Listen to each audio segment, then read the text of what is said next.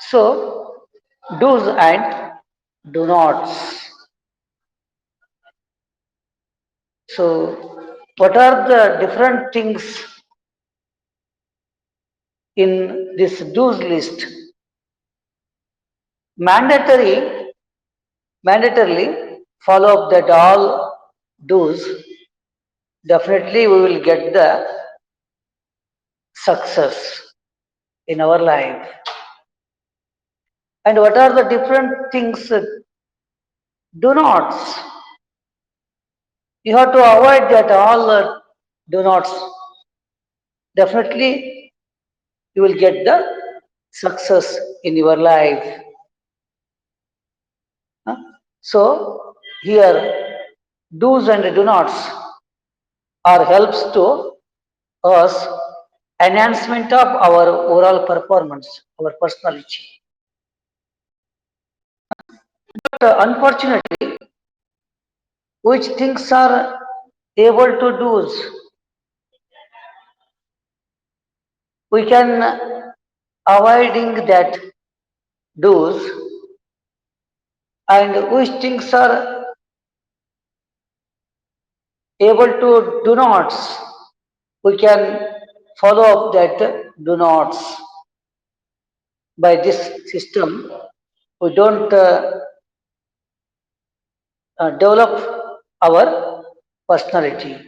We could not enhancement of our personality.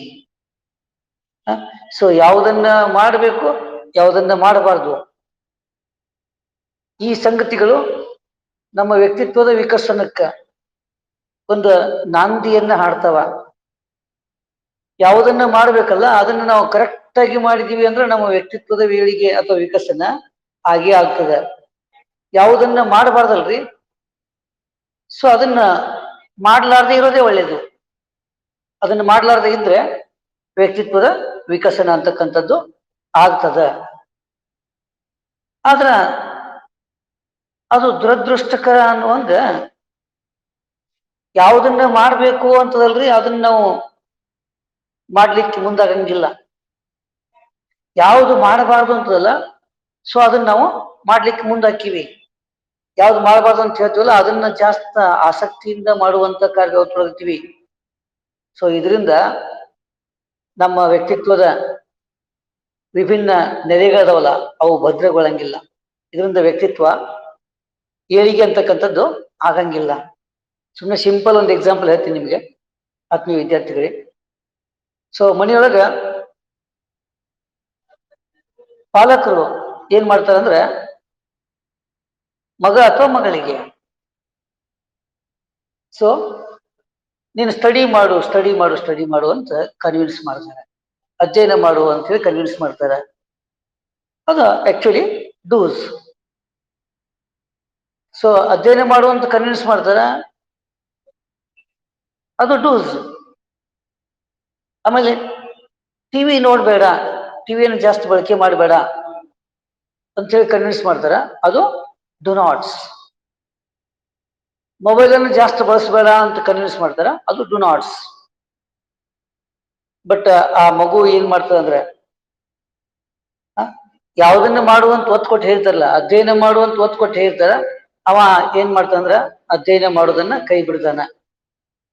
ಯಾಕಡೆ ಜಾಸ್ತಿ ಒಲವು ತೋರಿಸ್ತಾನ್ರಿ, ಸೊ ಟಿವಿ ವಾಚ್ ಮಾಡೋದ್ರೊಳಗ ಜಾಸ್ತಿ ಟೈಮ್ ಗಳಿತಾನ, ಬಿಟ್ರ ಮೊಬೈಲ್ ಅನ್ನ ಬಳಕೆ ಮಾಡೋದ್ರೊಳಗನೆ ಜಾಸ್ತಿ ವೇಳೆಯನ್ನ ಗಳಿತಾನ. ಸೊ ಇಂತಹ ಸಾಕಷ್ಟು ನಿದರ್ಶನಗಳನ್ನ ಗಮನಿಸಬಹುದು. ಯಾವುದನ್ನ ಮಾಡು ಅಂತ ಹೇಳ್ತಾರಲ್ಲ ಆ ಕಡೆಗೆ ಅಷ್ಟಾಗಿ ಒಲವು ತೋರ್ಸಂಗಿಲ್ಲ. ಯಾವುದನ್ನ ಮಾಡಬಾರ್ದು ಅಂತದಲ್ರಿ ಅದಕ್ಕೆ ಪೂರಕವಾಗಿ ನಾವು ಮಾಡ್ಲಾರ್ದೆ ಇರೋದು ಒಳ್ಳೇದು. ಆದ್ರೆ ಅದನ್ನೇ ಮಾಡಿದಾಗ ವ್ಯಕ್ತಿತ್ವದ ವಿಕಸನ ಆಗ್ಲಿ ಅಂತಂದ್ರೆ ಅದು ಯಾವತ್ತಿಗೂ ಸಾಧ್ಯ ಇಲ್ಲ ಆತ್ಮೀಯ ವಿದ್ಯಾರ್ಥಿಗಳಿಗೆ. ಸೊ ಅದಕ್ಕೆ what are the different things in the list of do's? Mandatorily we should follow up that all things, and definitely we will get the success in our career or in our life. Are our personality. ಯಾವ್ಯಾವ ಮಾಡಬೇಕು ಅಂತವಲ್ಲ, ಮಾಡ್ಬೇಕಾದಂತ ಒಂದು ಸಂಗತಿಗಳ ಲಿಸ್ಟಿನೊಳಗ ಅವತರನ್ನ ನಾವು ಕಡ್ಡಾಯವಾಗಿ ಮಾಡಿದೀವಿ ಅಂತಂದ್ರೆ ಸಂದೇಹನೇ ಇಲ್ಲ ವಿದ್ಯಾರ್ಥಿಗಳೇ. ಸೊ ನಮ್ಮ ವ್ಯಕ್ತಿತ್ವ ಅಂತಕ್ಕಂಥದ್ದು ವಿಭಿನ್ನ ನೆಲೆಗಳಲ್ಲಿ ಭದ್ರ ಆಗ್ತದೆ, ನಮ್ಮ ವ್ಯಕ್ತಿತ್ವವನ್ನು ನಾವು ಬೆಳೆಸ್ಕೊಳ್ಳಿಕ್ಕೆ ಆಗ್ತದೆ. ಸೊ ಹಾಗಾದ್ರೆ what are the different things in this list of dos? Generally ಸಾಮಾನ್ಯವಾಗಿ ಡೂಸ್ ಲಿಸ್ಟ್ ನೊಳಗೆ ಏನಿದಾವ ಮಾಡ್ಬೇಕಾದಂತಾವ ಅಂತ ಹೇಳಿದವಲ್ಲ, ಸೊ ಆ ಲಿಸ್ಟ್ ನೊಳಗೆ ಏನಿದಾವ ಅಂತ ನೋಡಕತ್ತಿದ್ರೆ, always be ready to learn new things. Always be ready to learn new things. ಯಾವಾಗ್ಲೂ ನಾವು ಯಾವುದಕ್ಕೆ ಸಿದ್ಧರಾಗಿರ್ಬೇಕು ಅಂತಂದ್ರೆ ಹೊಸದನ್ನ ತಿಳಿದುಕೊಳ್ಳಿಕ್ಕೆ, ಹೊಸದನ್ನ ಕಲಿತುಕೊಳ್ಳಿಕ್ಕೆ ನಾವು ಯಾವಾಗಲೂ ಸಿದ್ಧರಾಗಿರ್ಬೇಕು. ಸೊ ಅದರಿಂದ ನಮ್ಮ ವ್ಯಕ್ತಿತ್ವದ ಬೆಳವಣಿಗೆ ಆಗ್ತದೆ. ನಾನು ಸುಮ್ಮನೆ ನಮ್ದೇ ಒಂದು ಎಕ್ಸಾಂಪಲ್ ಕೊಡ್ತೀನಿ ಇವಾಗ. ಸೊ ಏನಂತಂದ್ರೆ, so all lecturers, all teachers are till today, probably when the corona is entered in India, until that period we have follow up teaching method, blackboard or whiteboard or green board, marker or chalk piece, and in front of the teacher all students are sitting. Then to start the teach. So this is a teaching method. This is a traditional teaching method. ಎಲ್ಲಿ ತಕರಿ corona ಬರುವವರೆಗೂ ಎಲ್ಲರೂ ಹೆಂಗಿತ್ತಂದ್ರೆ ಪಾಠ ಪ್ರವಚನ ಹೆಂಗ್ ನಡೀತಿದ್ರ, so class ರೂಮ್ನಾಗ ವಿದ್ಯಾರ್ಥಿಗಳು ಹಾಜರಿದ್ದು next ಏನ್ ಮಾಡೋದ್ರಿ, ಸೊ ಗ್ರೀನ್ ಬೋರ್ಡ್ ಅಥವಾ ವೈಟ್ ಬೋರ್ಡ್ ಇರೋದು, ಇಲ್ಲ ಬ್ಲ್ಯಾಕ್ ಬೋರ್ಡ್ ಇರೋದು. ಸೊ ಇಲ್ಲಿ ಚಾಕ್ ಪೀಸು ಬೇಡ, ಮಾರ್ಕರ್ ಇದನ್ನ ತಗೊಂಡ ನೋಟ್ ಮಾಡ್ಕೊಂತ ವಿದ್ಯಾರ್ಥಿಗಳಿಗೆ ಪಾಠ ಮಾಡ್ತಕ್ಕಂಥ ಒಂದು ಸಾಂಪ್ರದಾಯಿಕ ಪದ್ಧತಿ ಇಲ್ಲಿವರೆಗೂ ಕೊರೋನಾ ಬರುವವರೆಗೂ ರೂಢಿಯೊಳಗಿತ್ತು. ಬಹುತೇಕ ಯಾರು ಆನ್ಲೈನ್ ಟೀಚಿಂಗಿನ ಬಗ್ಗೆ ಮಾಹಿತಿನೇ ಕಂಡುಕೊಂಡಿದ್ದಿರ್ಲಿಲ್ಲ. ಅದು ಗೊತ್ತೇ ಇರ್ಲಿಲ್ಲ, ಅದು ಹೆಂಗ್ರಿ ನಮ್ಗೆ ಗೊತ್ತೇ ಇಲ್ಲ ಅಂತ ಇತ್ತು. For the inevitability we have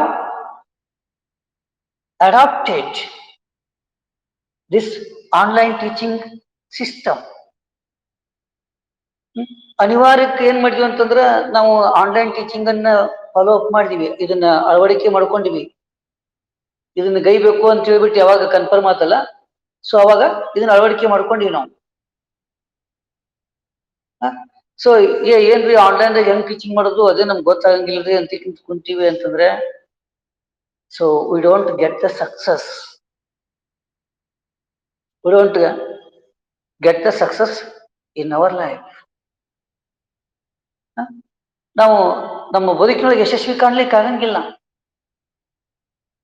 ಅದಕ್ಕೆ always be ready to learn new things. ಏನ್ ಹೊಸದು ಬರ್ತದೆ ಈ ಜಗತ್ತಿಗೆ, ಏನ್ ಹೊಸದು ಪರಿಚಯಿಸಲ್ಪಡ್ತದಲ್ರಿ, ಸೊ ಅದನ್ನ ಏನ್ ಮಾಡೋದು ಅಂತಂದ್ರೆ ಕಲಿತುಕೊಳ್ಳಿಕ್ಕೆ ಸಿದ್ಧರಾಗೋದು, ಅದನ್ನ ಅರಿತುಕೊಳ್ಳಿಕ್ಕೆ ರೆಡಿ ಆಗೋದು. So this is dos. ಇದನ್ನ ಮಾಡ್ಲೇಬೇಕ್ರಿ. ಇದನ್ನ ಮಾಡಿದಾಗ ನಮ್ಮ ಏಳಿಗೆ, ನಮ್ಮ ಬೆಳವಣಿಗೆ, ನಮ್ಮ ವ್ಯಕ್ತಿತ್ವದ ಒಂದು ಉದ್ದೀಪನ ಅಂತ ಹೇಳ್ಬಿಟ್ಟು ಆಗ್ತದೆ. Then under one factor is here in the list of dos. ಡೂಸ್ನೊಳಗ ಮತ್ತೊಂದು ಸಂಗತಿ ಅದ ರೀ, ಏನಂತಂದ್ರೆ always think positive, be positive and keep positive. Almost all are same. ಯಾವಾಗ್ಲೂ ಹಿಂಗಿರೋದ್ರಿ, ಪಾಸಿಟಿವ್ ಆಗಿ ಆಲೋಚನೆ ಮಾಡೋದು,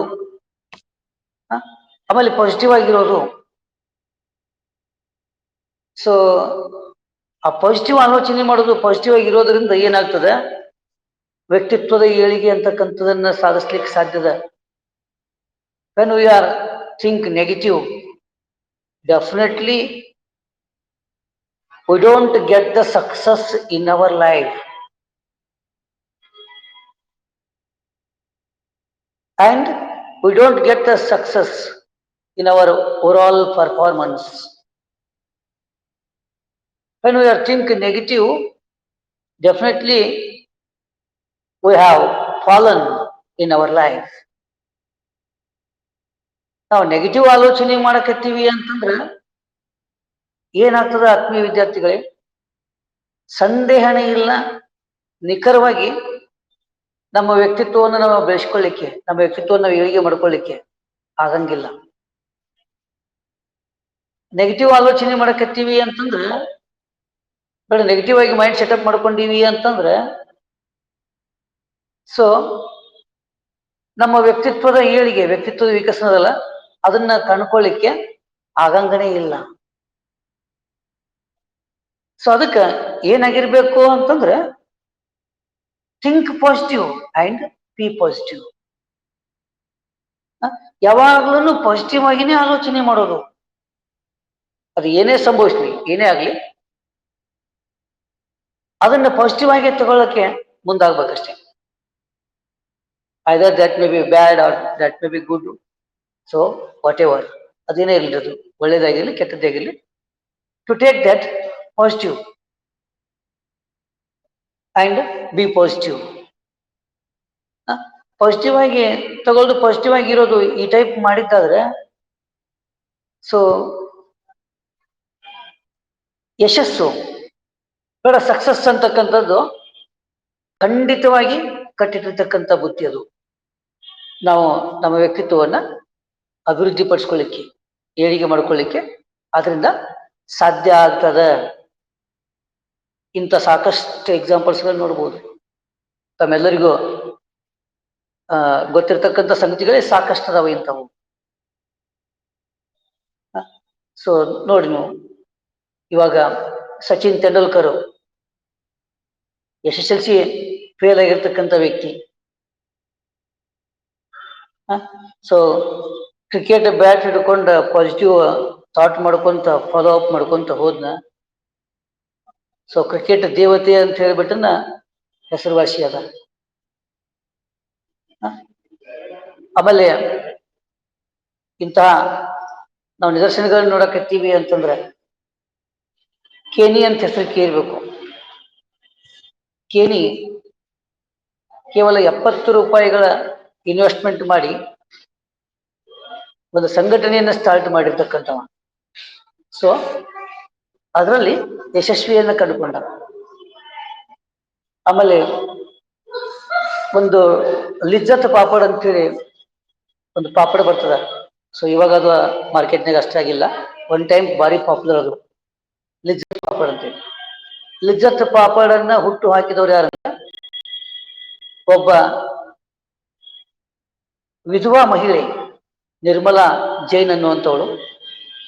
ಗಂಡ ಸತ್ಬಿಟ್ಟ ಆದ ನಂತರ ಆಕೆಯ ಕೌಟುಂಬಿಕ ಪರಿಸ್ಥಿತಿ ಬಹಳಷ್ಟು ಕೆಟ್ಟಾಗ ಮನೆಯೊಳಗ ಪಾಪಡನ್ನ ಪ್ರಾಡಕ್ಟ್ ಮಾಡುವಂತ ಕಾರ್ಯಕ್ಕೆ ಅಣಿ ಅದ್ರಿ.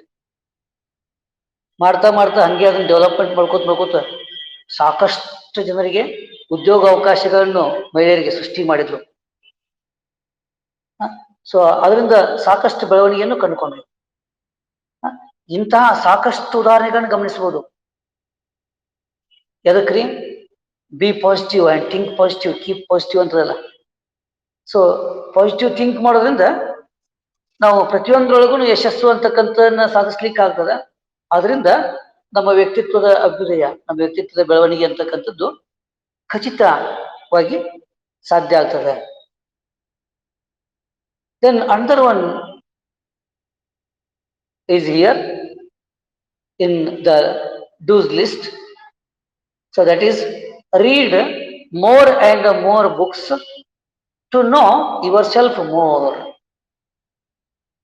Read more and more books to know yourself more. ಯಾವ್ದ್ರಿ ಮಾಡಬೇಕಾದಂತ ಒಂದು ಅಂಶಗಳಲ್ಲ, ಅದ್ರೊಳಗೆ ಮತ್ತೊಂದು ಅಂಶ ಏನ್ ಬರ್ತದ ಅಂತಂದ್ರ, ಬೇರೆ ಬೇರೆ ವಿಷಯಗಳಿಗೆ ಸಂಬಂಧಪಟ್ಟಂಗ ಹೆಚ್ಚು ಹೆಚ್ಚು ಪುಸ್ತಕಗಳನ್ನ ಅಧ್ಯಯನ ಮಾಡೋದು. ಹೆಚ್ಚು ಹೆಚ್ಚು ಪುಸ್ತಕಗಳನ್ನ ಅಧ್ಯಯನ ಮಾಡೋದು ಎದಕ್ಕಾಗಿರಿ?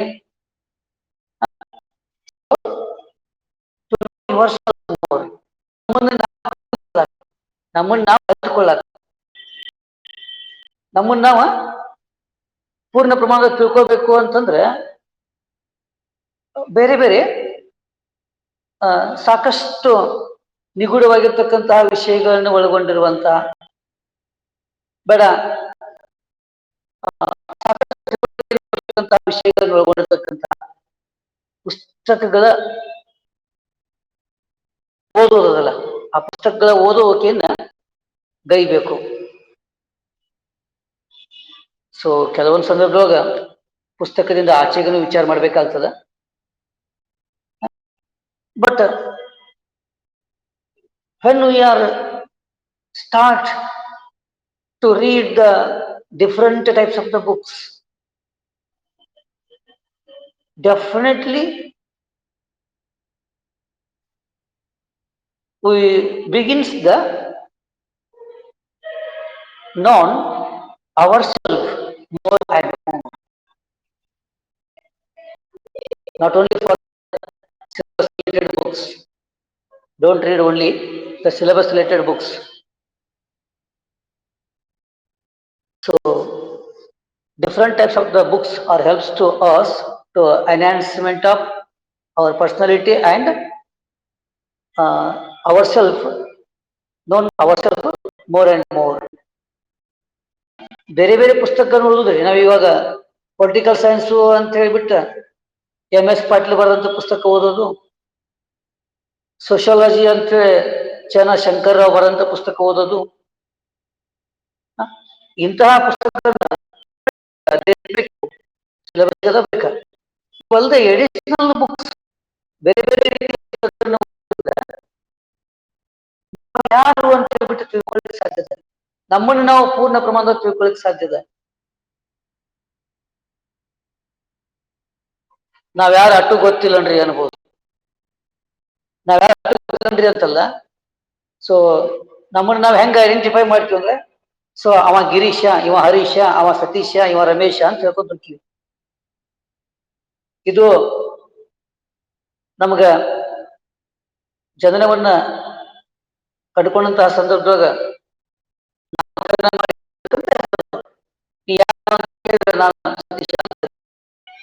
ಗಿರೀಶ ಅಂತ ಹೇಳ್ತೀನಿ.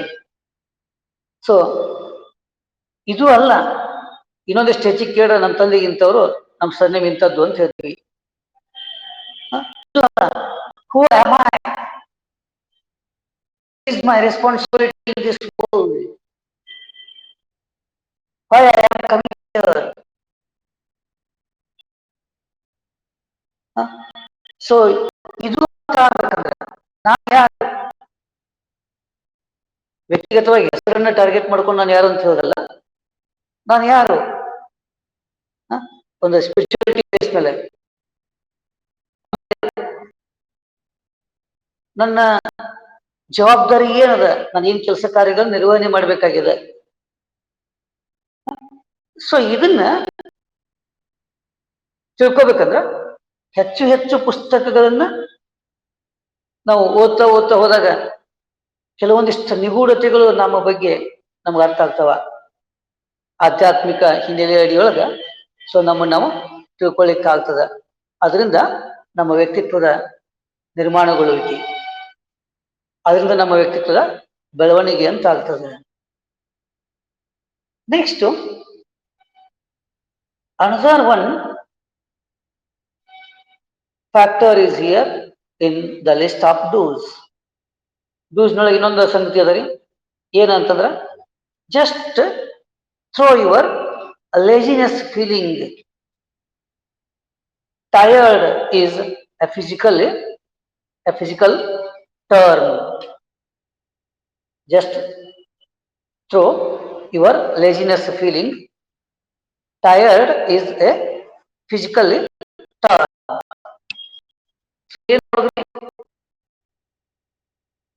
ನಮ್ಮಲ್ಲಿರ್ತಕ್ಕಂತಹ ಲೇಜಿನೆಸ್, ಬೇಜಾರು, ಬಹಳ ಬೇಸರ ಆಗ್ಯದ, ಇವತ್ತೇನು ಕೆಲಸ ಮಾಡೋದು ಬೇಡ, ಸುಮ್ಮನೆ ಅಲ್ಲಿ ಹೋಗೋಣ ಇಲ್ಲಿ ಹೋಗೋಣ ಅಂತ ಹೇಳ್ಬಿಟ್ಟು ಹೊಂಟು ಬಿಡ್ತೀವಿ. ಬೇಡ ಮನೆಯೊಳಗದೀವಿ ಅಂದ್ರೆ ಸುಮ್ಮನೆ ಎಷ್ಟು ಮಲ್ಕೊಳ್ಳೋಣ ಅಂತ ಹಂಗೆ ಮಲ್ಕೊಳ್ಬಿಡೋದು. ಸೊ ಈ ತರನಾಗಿ ಮಾಡ್ತೀವಿ. ಟೈರ್ಡ್ ಆಗ್ಯದ, ಸುಸ್ತಾಗ್ಯದ, ದೈಹಿಕವಾಗಿ ಬಳಲಿಕೆ ಆಗ್ಯದ ಅಂತ ಹೇಳ್ತೀವಿ. ಇದನ್ನು ಮಾಡೋದ್ರಿಂದ ವ್ಯಕ್ತಿತ್ವದ ಬೆಳವಣಿಗೆ ಆಗಂಗಿಲ್ಲ.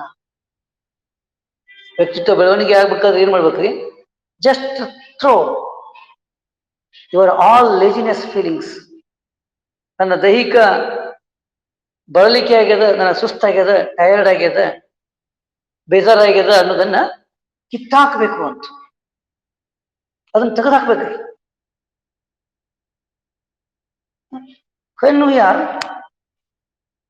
through that laziness feeling and tiredness of our physical term, definitely we will get the success more and more in our life. Definitely we are enhancing our personality. ನಮ್ಮ ಬಳಲಿಕೆ ಆಗ್ಯದ, ಬೇಜಾರಾಗ್ಯದ, ಸುಸ್ತಾಗ್ಯದ ಅಂತ ಹೇಳಿಬಿಟ್ಟು ಯಾವ ಚಟುವಟಿಕೆಯೊಳಗೂ ನಾವು ತೊಡಗಲಾರ್ದೆ ಇದ್ದೀವಿ ಅಂದ್ರೆ ನಮ್ಮ ವ್ಯಕ್ತಿತ್ವದ ನಿರ್ಮಾಣಗೊಳ್ಳುವಿಕೆ ಆಗಂಗಿಲ್ಲ. ನಮ್ಮ ವ್ಯಕ್ತಿತ್ವದ ಪರಿಪರಿಯ ಬೆಳವಣಿಗೆ ಅಂತಕ್ಕಂಥದ್ದು ಆಗಂಗಿಲ್ಲ. ಮತ್ತ what to do to the enhancement of our personality. ವ್ಯಕ್ತಿತ್ವ ಬೆಳವಣಿಗೆ ಆಗ್ಬೇಕಾದ್ರೆ ಏನ್ ಮಾಡ್ಬೇಕು ಅಂತಂದ್ರೆ,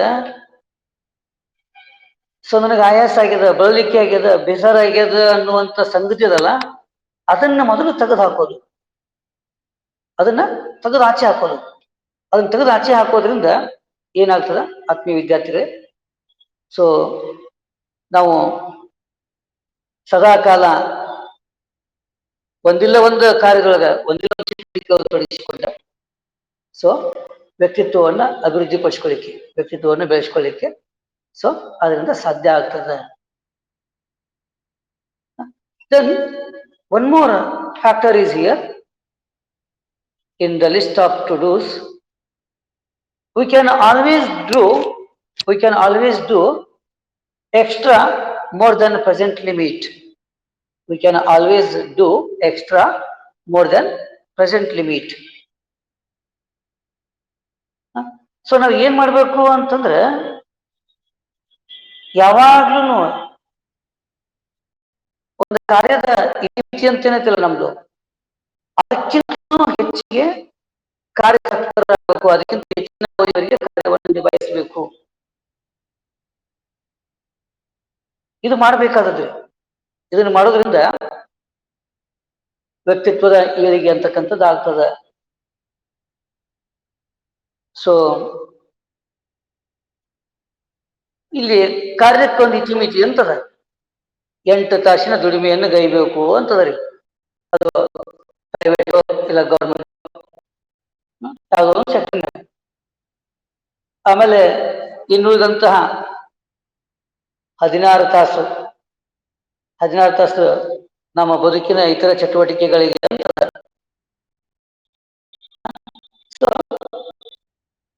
ಆ 8 ತಾಸಿನ ದುಡಿಮೆಯನ್ನೇ ಮೈಗಳ್ತನ ಮಾಡಿ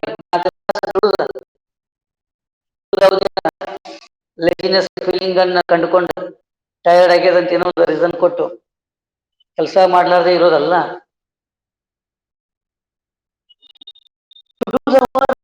Actively and with interest, with honestly. ಹೆಂಗ ಕೆಲಸ ಮಾಡೋದಂದ್ರ ಚಟುವಟಿಕೆಯಿಂದ, ಆಸಕ್ತಿಯಿಂದ, ಪ್ರಾಮಾಣಿಕವಾಗಿ.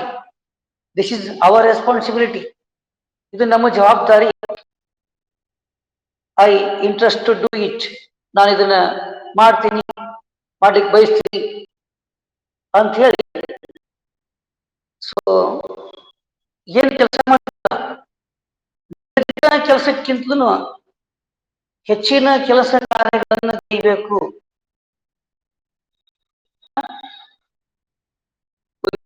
Always do extra present limit. ಎಷ್ಟೊಂದು ಲಿಮಿಟ್ ಐತ್ಲ, 8 ತಾಸಿನ ಒಂದು ಲಿಮಿಟ್ ಅದ. ಆ 8 ತಾಸನ್ನ ಮೀರಿ ಹೆಚ್ಚು ಅವಧಿಗೆ ಕಾರ್ಯ ತತ್ಪರತೆಯನ್ನು ಕಂಡುಕೊಂಡಿವು ಅಂದ್ರೆ, ಕಾರ್ಯದೊಳಗೆ ತೊಡಗಿದ್ದೀವಿ ಅಂತಂದ್ರೆ, ನಾವು ಯಾವ ಕಾರ್ಯದೊಳಗೆ ತೊಡಗಿರ್ತಿಲ್ಲ ಆ ಕಾರ್ಯದೊಳಗೆ ಯಶಸ್ವಿಯನ್ನು ಸಾಧಿಸ್ತೀವಿ. ಆಮೇಲೆ ಆ ಮೂಲಕ ನಮ್ಮ ವ್ಯಕ್ತಿತ್ವದ ವಿಕಸನ, ಆ ಮೂಲಕ ನಮ್ಮ ವ್ಯಕ್ತಿತ್ವದ ಅಭ್ಯುದಯ, ಬೆಳವಣಿಗೆ ಅಂತಕ್ಕಂಥದ್ದು ಸಂದೇಹನೇ ಇಲ್ಲ. ಈಗ ನೋಡ್ರಿ, ಎಷ್ಟೋ ಜನ ಹೆಂಗದಾರಂದ್ರೆ ಎಲ್ಲರಿಗೂ 24 ಗಂಟೆನೆ ಟೈಮ್ ಇರೋದು ಒಂದ್ ದಿವಸದಲ್ಲಿ. ಬಟ್ ಎಷ್ಟೋ ಜನ ಸೊ ನಮಗೆ ಟೈಮ್ ಪಾಸ್ ಆಗವಲ್ದು ಅಂತಾರೆ. ಆ ಜನನೂ ಅದಾರ. ಟೈಮ್ ಪಾಸ್ ಆಗವಲ್ದು ಅನ್ನುವಂಥವ್ರು ಅದ್ರ ಬಗ್ಗೆ ವರಿ ಮಾಡ್ಕೋಬೇಕಾದ ಅವಶ್ಯಕತೆ ಇಲ್ಲ. ಟೈಮ್ ಅನ್ನು ನಾವು ಪಾಸ್ ಮಾಡ್ಬೇಕಾಗಿಲ್ಲ. So time that is pass itself, ತನ್ನಿಂತಾನ ಅದು ಹೋಗ್ತಿರ್ತದೆ ಟೈಮ್. ಸೊ ಇನ್ನೂ ಕೆಲವರಿಗೆ, ಅವ್ರಿಗೆ 24 ತಾಸೆ, ಇನ್ನೂ ಕೆಲವರಿಗೆ ಟೈಮ್ ಸಾಕಾಗ್ತಾ ಇಲ್ಲ ಅಂತ ಗಮನಿಸಿ. ಕೆಲವೊಬ್ರು ಟೈಮ್ ಸಾಕಾಗಿಲ್ಲ ಅಂತ ಹೇಳ್ತಾರ, 24 ತಾಸಿನೊಳಗೆ ಇನ್ನೂ ಟೈಮ್ ಬೇಕು ಅಂತ ಹೇಳ್ತಾರ. ಇನ್ನೂ ಕೆಲವೊಬ್ರು ಟೈಮ್ ಪಾಸ್ ಆಗಂಗಿಲ್ಲ ಅಂತಾರ. ಟೈಮ್ ಸಾಕಾಗಂಗಿಲ್ಲ ಅನ್ನುವಂಥವ್ರು ಇರ್ತಾರಲ್ಲ, ಇದ್ದ ಟೈಮನ್ನೇ ಯುಟಿಲೈಸ್ ಮಾಡ್ಕೊಬೇಕು. ಇದ್ದ ಟೈಮನ್ನೇ ಯುಟಿಲೈಸ್ ಮಾಡಿಕೊಂಡು extra more than present limit ಜೊತೆಗಿಂದ ವರ್ಕ್ ಮಾಡಿದೀವಿ ಅಂತಂದ್ರೆ, 8 ತಾಸಿನ ದುಡಿಮೆ ಬದಲಿ 9 ತಾಸು, ಸೊ ಒಂದು 2 ತಾಸು ಜಾಸ್ತಿ ಮಾಡಿದೀವಿ, ಸೊ ನಾಳಿನ ವರ್ಕಿಗೆ ಅದು ಹೆಲ್ಪ್ ಆಗ್ತದೆ. ಸೊ ಈ ತರನಾಗಿ ನಾವು ಮಾಡ್ಕೊಂತ ಹೋದಾಗ ನಮ್ಮ ಕಾರ್ಯದೊಳಗೆ ನಮಗ ಯಶಸ್ಸು ಅಂತಕ್ಕಂಥದ್ದು ನಿಖರವಾಗಿ ದೊರಕ್ತದೆ. ಅದರಿಂದ ವ್ಯಕ್ತಿತ್ವದ ಒಂದು ವಿಕಸನ, ವ್ಯಕ್ತಿತ್ವದ ಏಳಿಗೆ ಅಂತಕ್ಕಂಥದ್ದು ಸಂಭವಿಸ್ತದೆ. ಅದಕ್ಕೆ we can always do extra more than present limit. It is essential to the development, to the enhancement of our personality. Then so many different factors are here in the list of to-dos. What are that different things taken to the next period?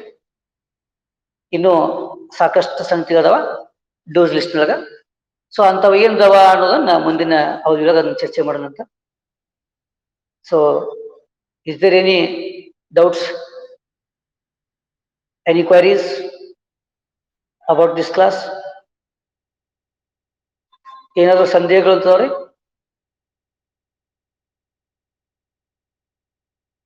Shashikala,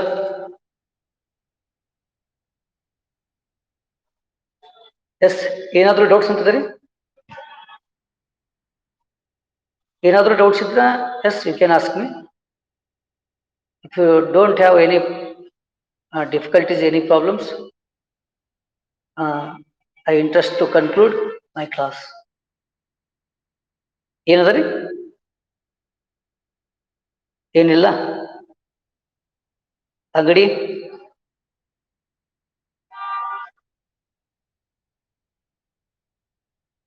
yes, I thanks to one and all.